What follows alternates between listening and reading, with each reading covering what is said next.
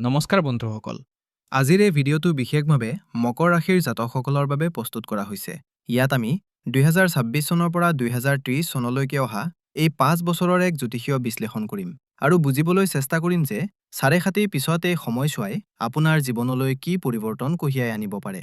এই ভিডিঅ'টো কেৱল এটা সাধাৰণ ৰাশিফলতে সীমাবদ্ধ নহয়, বৰঞ্চ গ্ৰহৰ দীৰ্ঘকালীন গতিবিধিৰ আধাৰত কেৰিয়াৰ, ধন, সম্পৰ্ক আৰু ব্যক্তিগত স্থিৰতাৰ সৈতে জড়িত গুৰুত্বপূৰ্ণ সংকেতবোৰ স্পষ্টভাৱে বুজোৱাৰ এক প্ৰয়াস। যদি আপুনি জানিব বিচাৰে যে অনাগত 5টা বছৰে আপোনাৰ বাবে সুযোগ, দায়িত্ব আৰু নতুন দিশৰ ক্ষেত্ৰত কি লৈ আহিছে, তেন্তে এই ভিডিঅ'টো আপোনাৰ বাবে। প্ৰথমতে, শনিদেৱৰ গোচৰ। শনিদেৱ আপোনাৰ লগ্নেশ, অৰ্থাৎ আপোনাৰ শৰীৰ আৰু আপোনাৰ জীৱনৰ মালিক। বৰ্তমান আজিৰ তাৰিখত শনিদেৱ মীন ৰাশিত আছে, যিটো আপোনাৰ তৃতীয় ভাৱ বা ঘৰ। তৃতীয় ঘৰটো হৈছে পৰাক্ৰম আৰু কষ্টৰ ঘৰ। ইয়াত শনিদেৱে আপোনাক সকাহ-হাতি আছে। সাড়ে-খাতি শেষ হৈ গৈছে। এই সময়খিনি 2027 চনৰ মাজভাগলৈকে চলিব। কিন্তু 3 জুন 2027 তাৰিখে শনিদেৱ মেষ ৰাশিত প্ৰৱেশ কৰিব। এইটো আপোনাৰ চতুৰ্থ ঘৰ। ইয়াৰ পৰাই সৰু পনৌতি অৰ্থাৎ ধায়া আৰম্ভ হ'ব। কিন্তু ইয়াত এটা টুইষ্ট বা আকস্মিক পৰিৱৰ্তন আছে। সাধাৰণতে ধায়া বেয়া বুলি ধৰা হয়, কিন্তু জ্যোতিষীয় ডাটা বা তথ্যই কয় যে মকৰ ৰাশিৰ বাবে এই ধায়া সম্পত্তি আৰু মৰ্যাদাৰ ক্ষেত্ৰত অত্যন্ত ইতিবাচক ফলাফল কঢ়িয়াই আনিব। কাৰণ শনিয়ে চতুৰ্থ ঘৰত বহি নিজৰ ঘৰলৈকে দৃষ্টি দিব। দ্বিতীয়টো ডাঙৰ ঘটনা হৈছে দেৱগুৰু বৃহস্পতিৰ সোণালী সময়। এইটো সৰ্ববৃহৎ সুখবৰ। বৰ্তমান গুৰু মিথুন ৰাশিত আছে, কিন্তু 2026 চনৰ জুন মাহত গুৰু কৰ্কট ৰাশিলৈ যাব। কৰ্কট ৰাশি হৈছে গুৰুৰ উচ্চ ৰাশি। তেওঁ আপোনাৰ সপ্তম ঘৰলৈ আহিব। ইয়াত হংসযোগ গঠন হ'ব, যিটো পঞ্চমহাপুৰুষ যুগৰ অন্যতম। এই 30 মাহ আপোনাৰ জীৱনৰ আটাইতকৈ সোণালী মাহ হ'ব। বিবাহ, ব্যৱসায় আৰু ধন সকলোতে দিন দুগুণ ৰাতি চাৰিগুণ উন্নতি হ'ব। আৰু তৃতীয়জন খেলুৱৈ হৈছে ৰাহু। ৰাহু 2026 চনৰ ডিচেম্বৰলৈকে আপোনাৰ দ্বিতীয় ঘৰত থাকিব, য'ত তেওঁ সম্পদ বা ধন সৃষ্টি কৰিব। আৰু 2028 চনৰ মাজভাগত ৰাহু আপোনাৰ লগ্নলৈ আহিব। কোৱা হয় যে ৰাহুৰ মকৰ ৰাশিৰ প্ৰতি বিশেষ মৰম আছে। যেতিয়া ৰাহু লগ্নলৈ আহিব, তেওঁ আপোনাক মাষ্টাৰ ষ্ট্ৰেটেজিষ্ট বা মহাকৌশলী কৰি তুলিব। গতিকে যদি মই মুঠামুঠিকৈ কওঁ, তেন্তে 2026 চনটো হৈছে সকাহ আৰু ধন সঞ্চয়ৰ বছৰ। 2027 চনটো হৈছে সোণালী বছৰ। আৰু 2028 চনৰ পৰা 2030 চনলৈকে সময়খিনি কৌশল আৰু ক্ষমতাৰ বছৰ। কিন্তু মাকৰ স্বাস্থ্য আৰু মানসিক চাপৰ সৈতে। বলক এতিয়া আৰম্ভ কৰোঁ কেৰিয়াৰ আৰু মৰ্যাদাৰ পৰা। কাৰণ মকৰ ৰাশিৰ লোকসকলৰ বাবে কৰ্মই পূজা। 2026 চনৰ আৰম্ভণিতে শনিদেৱ তৃতীয় ঘৰত থাকিব। তৃতীয় ঘৰটো হৈছে প্ৰয়াসৰ ঘৰ। ইয়াৰ অৰ্থ হ'ল যে 2026 আপুনি প্লেটত সজাই থোৱা একো নাপাব, কিন্তু যিখিনি কষ্ট কৰিব তাৰ ফলাফল 100% পাব। এই সময়খিনি হৈছে একচন লোৱাৰ সময়। যদি আপুনি চাকৰি সলনি কৰিব বিচাৰে, নতুন ব্যৱসায় আৰম্ভ কৰিব বিচাৰে, তেন্তে এইটোৱেই শ্ৰেষ্ঠ সময়। গুৰু 2026 চনৰ জুনলৈকে ষষ্ঠ ঘৰত থাকিব। ই বিপৰীত ৰাজযোগ সৃষ্টি কৰিব। ইয়াৰ অৰ্থ হ'ল কেৰিয়াৰত শত্ৰু আহিব, ৰাজনীতি হ'ব, কিন্তু তেওঁলোকে আপোনাৰ একো ক্ষতি কৰিব নোৱাৰিব। বৰঞ্চ তেওঁলোক আপোনাৰ উন্নতিৰ কাৰণ হ'ব। যেই 2026 চনৰ জুনত গুৰু সপ্তম ঘৰত উচ্চ হ'ব, আপোনাৰ কেৰিয়াৰত এটা ডাঙৰ জাপ আহিব। সপ্তম ঘৰ কেৱল বিবাহৰেই নহয়, ব্যৱসায়িক অংশীদাৰিত্ব আৰু পাব্লিক ইমেজ বা ৰাজহুৱা প্ৰতিচ্ছবিৰো হয়। ইয়াত বহি গুৰুৰ পঞ্চম দৃষ্টি 11তম ঘৰ অৰ্থাৎ আয়ৰ ওপৰত পৰিব। ইয়াৰ পোনপটীয়া প্ৰভাৱ এইটো হ'ব যে আপোনাৰ নেটৱৰ্ক বাঢ়িব। যদি আপুনি ব্যৱসায়ত আছে, তেন্তে নতুন অংশীদাৰ বা পাৰ্টনাৰ লগ হ'ব যিয়ে আপোনাক লাভ দিব। যদি আপুনি চাকৰিত আছে, তেন্তে পদোন্নতিৰ শক্তিশালী যোগ আছে, কাৰণ আপোনাৰ ব্ৰেণ্ড ভেলু বাঢ়ি যাব। এতিয়া আহোঁ আটাইতকৈ গুৰুত্বপূৰ্ণ অংশলৈ। 3 জুন 2027 শনি মেষ ৰাশিলৈ আহিব। মেষ ৰাশিত শনি নীচ হৈ পৰে। বহুতো মানুহে ক'ব শনি নীচ হৈ গ'ল, এতিয়া বেয়া হ'ব। কিন্তু মকৰ ৰাশিৰ বাবে ইয়াত এটা বিপৰীত স্থিতি আছে। শনিয়ে চতুৰ্থ ঘৰত বহি নিজৰ দশম দৃষ্টিৰে নিজৰ ঘৰ মকৰ ৰাশিক চাব। যেতিয়া কোনো গ্ৰহ হৈ নিজৰ ঘৰক চায়, তেতিয়া তেওঁ তাক কেতিয়াও ভাঙিবলৈ নিদিয়ে। ইয়াৰ ফলাফল হ'ব সিংহাসন যোগ। আপুনি কৰ্মক্ষেত্ৰত ক্ষমতা পাব, কৰ্তৃত্ব পাব। হয়তো আপুনি এনে এটা পজিশ্যন পাব, য'ত আপোনাৰ তলত বহুতো মানুহে কাম কৰিব। নিৰ্মাণ, লো, বিদ্যুৎ বা ৰেনভেশ্যনৰ সৈতে জড়িত লোকসকলৰ বাবে এই সময়ছোৱাত সুগা হ'ব। হয়, যিহেতু শনি নীচ হৈ আছে, গতিকে কৰ্মক্ষেত্ৰত চাপ থাকিব। বছৰ লগত মনোমালিন্য হ'ব পাৰে। আপোনাৰ এনে লাগিব পাৰে যে মই বেছিকৈ প্ৰাপ্য, কিন্তু মই কমকৈ পাই আছোঁ। কিন্তু বন্ধুসকল, এই শনিয়েই আপোনাক চাকৰিৰ পৰা ওলাবলৈ নিদিয়ে, বৰঞ্চ আপোনাক শক্তিশালী কৰিব। মাত্ৰ 2028ত, বিশেষকৈ শেষৰ 6 মাহত, অফিচৰ ৰাজনীতিৰ পৰা আঁতৰি থাকিব। কোনো বেআইনী কামত স্বাক্ষৰ নকৰিব, কাৰণ মিছা অপবাদ লগাৰ যুগ সৃষ্টি হ'ব পাৰে। এতিয়া কথা পাতোঁ লক্ষী দেৱীৰ বিষয়ে, ধন আৰু সম্পত্তি। মকৰ ৰাশিৰ বন্ধুসকল, 2026 চনৰ পৰা 2030 চনৰ সময়খিনিয়ে আপোনাক স্বনিৰ্মিত ক্ৰ'ৰপতি বনাব পাৰে। 2026 চনৰ ডিচেম্বৰলৈকে ৰাহু আপোনাৰ দ্বিতীয় ঘৰত থাকিব। দ্বিতীয় ঘৰ হৈছে জমা পুঁজিৰ। ৰাহুৰ স্বভাৱ হৈছে হঠাতে কাম কৰা। এই সময়ছোৱাত পাইপলাইন প্ৰজেক্টবোৰ ক্লিয়াৰ হ'ব। এনেকুৱা টকা যিবোৰ বছৰ ধৰি আটকি আছিল, আদালতত ফচি আছিল বা কোনো গ্ৰাহকে ৰখাই থৈছিল, সেইবোৰ হঠাতে মুকলি হৈ যাব। ৰাহুৱে আপোনাক আত্মনিৰ্ভৰশীল বনাব। আপুনি কাৰো ওপৰত নিৰ্ভৰ হৈ নাথাকিব। এটা কথা মনত ৰাখিব, ৰাহুৱে ভোক বঢ়াই দিয়ে। আপুনি টকা উপাৰ্জনৰ বাবে শ্বৰ্টকাট বা চমু পথ বিচাৰিব। জুৱা, বেছি ৰিস্ক থকা বিনিয়োগৰ পৰা আঁতৰি থাকক, কাৰণ ৰাহুৱে যিমানে দ্ৰুত দিয়ে, সিমানে দ্ৰুত কাহিও নিব পাৰে। ইয়াৰ পিছত 2026ৰ মাজভাগৰ পৰা 2027ৰ সময়খিনি আহে। তথ্যই কয় যে যেতিয়া উচ্চগুৰু সপ্তম ঘৰলৈ আহে, তেতিয়া তেওঁ 11তম ঘৰ অৰ্থাৎ আয়ৰ ঘৰক চায়। এই সময়খিনিক ধনৰ কুষ্ঠি বুলি কোৱা হয়। আপোনাৰ আয়ৰ উৎস বাঢ়িব। কেৱল দৰমহাই নহয়, পাৰ্শ্ব ব্যৱসায়, ভাড়াৰ পৰা অহা আয় বা বিনিয়োগৰ ৰিটাৰ্ণ, সকলো ফালৰ পৰা টকা অহাৰ যোগ আছে। মকৰ ৰাশিৰ বন্ধুসকল, এইটো সেই বছৰ যেতিয়া আপুনি আপোনাৰ সঞ্চয়ক সম্পত্তিলৈ ৰূপান্তৰ কৰা উচিত। আৰু তাৰ পিছত আহে 2028ৰ পৰা 2030ৰ সময়। যেতিয়া শনি চতুৰ্থ ঘৰত আহে, তেতিয়া তেওঁ সম্পত্তিৰ কাৰক হৈ পৰে। যদিও শনি নীচ হৈ আছে, তথাপি তেওঁ আপোনাক মাটি, ঘৰ বা গাড়ী কিনিবলৈ বাধ্য কৰাব। আপুনি হয়তো কোনো পুৰণি সম্পত্তি কিনি তাক মেৰামতি কৰিব। মাত্ৰ সাৱধানবাণী এইটোৱেই যে 2028ত সম্পত্তিৰ লেনদেন কৰাৰ সময়ত কাগজ-পত্ৰবাৰ চেক কৰিব। প্ৰবঞ্চনা হোৱাৰ সম্ভাৱনা আছে। এই সময়ছোৱাত খৰচ বাঢ়িব। গুৰু অষ্টম ঘৰলৈ যাব, যিয়ে অলাগতিয়াল খৰচ দেখুৱায়। মেডিকেল বিল বা পৰিকল্পনা নথকা যাত্ৰাত টকা খৰচ হ'ব পাৰে। এতিয়া আহোঁ দিলৰ কথালৈ, সম্পৰ্ক, বিবাহ আৰু পৰিয়াল। যদি আপুনি অবিবাহিত আৰু বিবাহৰ বাবে অপেক্ষা কৰি আছে, তেন্তে জুন 2026ৰ পৰা জুন 2025ৰ কেলেণ্ডাৰখন মাৰ্ক কৰি লওক। সপ্তম ঘৰত উচ্চগুৰুৱে সংযোগ বনাইছে। এইটো বিবাহৰ বাবে সৰ্বোত্তম যুগ। সম্বন্ধ আহিব আৰু ভাল ঘৰৰ পৰা আহিব। যিসকল ইতিমধ্যে বিবাহিত, তেওঁলোকৰ বাবে এই সময় দ্বিতীয় হানিমুনৰ দৰে হ'ব। যোৱা বছৰবোৰৰ তিক্ততা শেষ হ'ব, পাৰস্পৰিক বুজাবুজি বাঢ়িব। যদি আপুনি বিবাহ বিচ্ছেদৰ গোচৰ বা আইনী যুঁজত ফচি আছিল, তেন্তে সেয়া এই সময়ত সমাধান হৈ যাব। কিন্তু কাহিনীত টুইষ্ট আহে 2028 চনত। ইয়াত তিনিটা সমস্যা আছে। প্ৰথম, শনি চতুৰ্থ ঘৰত আছে। চতুৰ্থ ঘৰ হৈছে ঘৰৰ সুখ। যেতিয়া শনি ইয়াত নীচ হয়, তেতিয়া ঘৰত হাই কাজিয়া বাঢ়ে। সৰু সৰু কথাত তৰ্ক হ'ব পাৰে। দ্বিতীয়তে, ৰাহু লগ্নলৈ আহিব। ৰাহু লগ্নলৈ আহি আপোনাক আত্মমুগ্ধ বা অলপ অহংকাৰী কৰি তোলে। আপোনাৰ এনে লাগিব, ময়েই শুদ্ধ, মোৰ কথাই শুনা উচিত। এই অহংকাৰে আপোনাৰ সম্পৰ্কত ফাট মেলাব পাৰে। তৃতীয়তে, কেতু সপ্তম ঘৰত থাকিব। কেতু হৈছে বৈৰাগ্য বা বিচ্ছিন্নতা। আপুনি আপোনাৰ সঙ্গীৰ পৰা আৱেগিকভাৱে দূৰত্ব অনুভৱ কৰিব। আপোনাৰ এনে লাগিব যে সঙ্গীয়ে আপোনাৰ আৱেগ বুজি পোৱা নাই। সেয়েহে 2025লৈকে সকলোবোৰ ভাল, কিন্তু 2028ৰ পিছত আপুনি নিজৰ ইগ' বা অহমিকা একাষৰীয়া কৰি থ'ব লাগিব। এতিয়া মই এটা অতি বিশেষ শ্ৰেণীৰ সৈতে কথা পাতিব বিচাৰোঁ। আমাৰ মাতৃ আৰু ভগ্নীসকল, যিসকল গৃহিণী।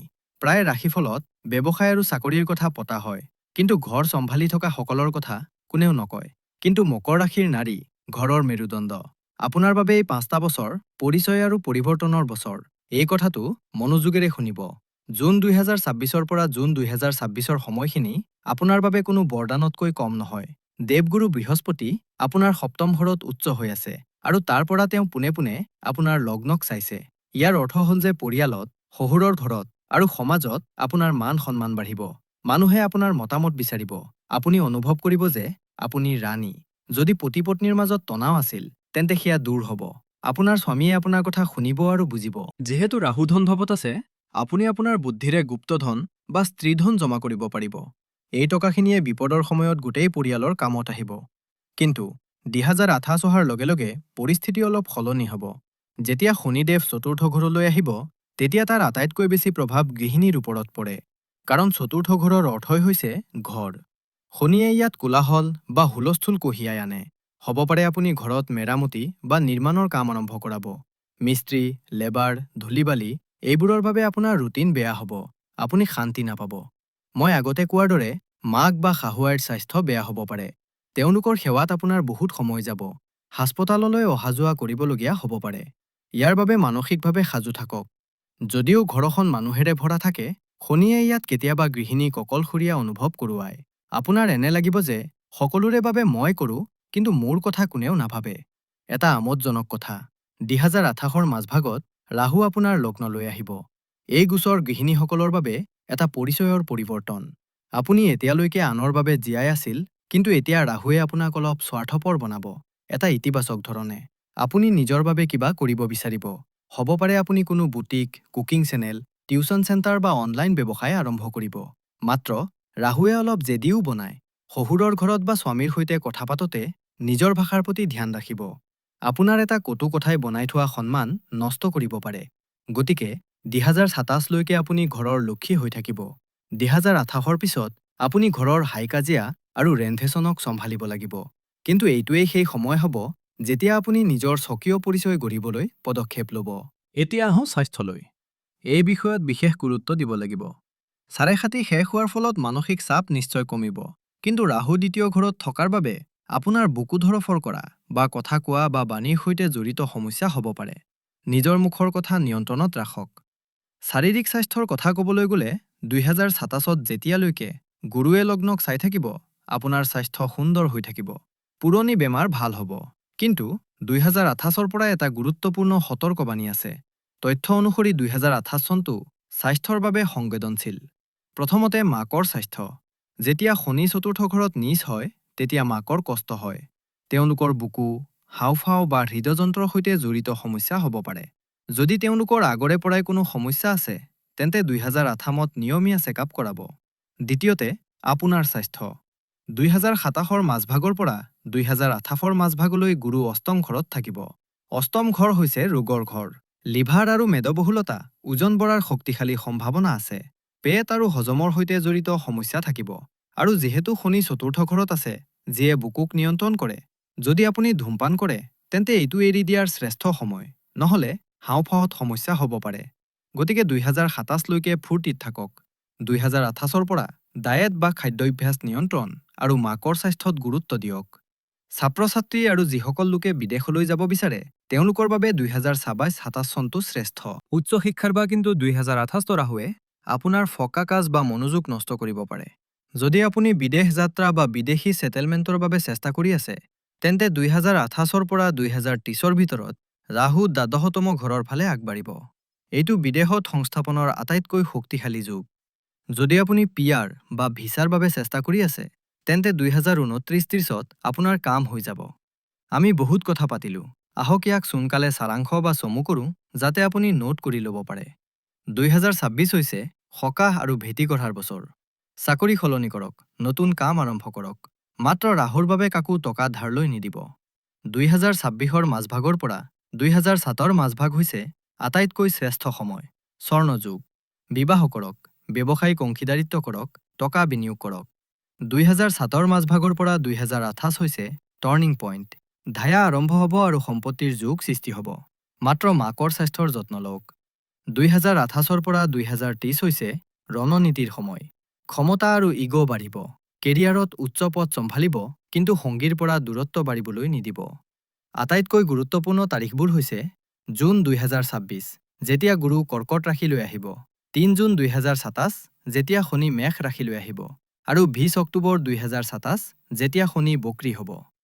এতিয়া কথা পাতোঁ সমাধান বা প্ৰতিকাৰৰ বিষয়ে। জ্যোতিষত কোৱা হয়, গ্ৰহবোৰে নিজৰ কাম কৰিব, কিন্তু আমি আমাৰ কৰ্ম কৰিব লাগিব। এই 5টা বছৰক আৰু ভাল কৰিবলৈ এই উপায়বোৰ নিশ্চয় কৰক। প্ৰথম উপায় শনিদেৱৰ বাবে, বিশেষকৈ 2027ৰ পিছত। কাৰণ শনিদেৱ নীচ হ'ব আৰু ধায়া আৰম্ভ হ'ব, সেয়ে তেওঁক শান্ত কৰি ৰখা জৰুৰী। প্ৰতি শনিবাৰে ছাঁ দান কৰক। এটা বাতিত সৰিয়হৰ তেল লওক, তাত নিজৰ মুখখন চাওক, আৰু তাৰ পিছত সেই তেলখিনি শনি মন্দিৰত দান কৰি দিয়ক। লগতে গোটা মাটিমাহৰ দাইল দান কৰিলে সিংহাসন যুগ মজবুত হ'ব। দ্বিতীয় উপায় ৰাহুৰ বাবে। ৰাহু লগ্নলৈ আহিলে মগজুত বিভ্ৰান্তি আৰু ভ্ৰম সৃষ্টি কৰিব। যদি ৰাহুৰ মহাদশা চলি আছে, তেন্তে সৰস্বতী বন্দনা বা ৰাহু মন্ত্ৰ জপ কৰক। মানসিক শান্তিৰ বাবে চন্দ্ৰমন্ত্ৰ শ্ৰাং শ্ৰীং শ্ৰং ছহ চন্দ্ৰমখে নম 108 বাৰ দৈনিক জপ কৰক। তৃতীয় আৰু আটাইতকৈ শক্তিশালী উপায় হৈছে হনুমান চালিচা। মকৰ ৰাশিৰ বাবে হনুমানজীৰ পূবে পূজা ৰামবাণ সদৃশ। দৈনিক সূৰ্য অস্ত যোৱাৰ পিছত হনুমান চালিচা পাঠ কৰক। ই শনি আৰু ৰাহু দুয়োৰে বেয়া প্ৰভাৱবোৰ নাশ কৰে। আৰু শেষৰটো ব্যৱহাৰিক কৰ্ম, মা-দেউতাৰ সেৱা কৰক। বৃহস্পতিয়ে তেতিয়াহে ভাল ফল দিব যেতিয়া আপুনি আপোনাৰ গুৰু আৰু মা-দেউতাক সন্মান কৰিব। চৰাই-চিৰিকটিক দানা পানী দিয়ক, ই শনি আৰু ৰাহু দুয়োকে সন্তুষ্ট কৰে। বন্ধুসকল, শেষত মাত্ৰ ইমানেই কম, মকৰ ৰাশিৰ চিহ্ন হৈছে এটা সাগৰীয় ছাগলী। এনে এটা জীৱ যি সাগৰৰ গভীৰতাটো সাঁতুৰিব পাৰে আৰু পাহাৰৰ টিংটো উঠিব পাৰে। যোৱা ৭.৫ বছৰ আপুনি সাগৰৰ গভীৰতাত আছিল, আন্ধাৰত আছিল। কিন্তু এতিয়া ২০২৬ৰ পৰা ২০৩০ৰ সময়খিনি আপোনাৰ পাহাৰৰ টিঙত উঠাৰ সময়। ধায়া আহিব, ৰাহু আহিব, কিন্তু আপুনি ভয় নাখাব। আপুনি সাড়ে-হাতীক পৰাস্ত কৰিছে। গতিকে এই সৰু সুৰা গোচৰবোৰে আপোনাৰ একো অনিষ্ট কৰিব নোৱাৰে। নিজৰ ৰণনীতি ঠিক ৰাখক, নিজৰ মাত কথা মিঠা ৰাখক আৰু নিজৰ কৰ্মৰ ওপৰত ভৰসা ৰাখক। জয় আপোনাৰেই হ'ব। যদি আপুনি এই বিস্তৃত বিশ্লেষণ ভাল পাইছে আৰু যদি আপুনি ভাবে যে এই ভিডিঅ'টোৱে আপোনাক সাহস দিছে, তেন্তে প্লিজ এই ভিডিঅ'টো লাইক কৰক। আপোনাৰ মকৰ ৰাশিৰ বন্ধু আৰু আত্মীয়ৰ সৈতে শ্বেয়াৰ কৰক, যাতে তেওঁলোকেও অনাগত সময়ৰ বাবে সাজু হ'ব পাৰে। আৰু হয়, তলত কমেণ্টত জয় শনিদেৱ লিখিবলৈ নাপাহৰিব। চাওঁ কিমান মকৰ ৰাশিৰ লোক সাজু হৈছে নিজৰ নতুন জীৱনৰ বাবে। চেনেলটো ছাবস্ক্ৰাইব কৰি লওক, কাৰণ আমি আপোনাৰ যাত্ৰাত আপোনাৰ লগত থাকিম। নিজৰ যত্ন ল'ব। হৰ হৰ মহাদেৱ।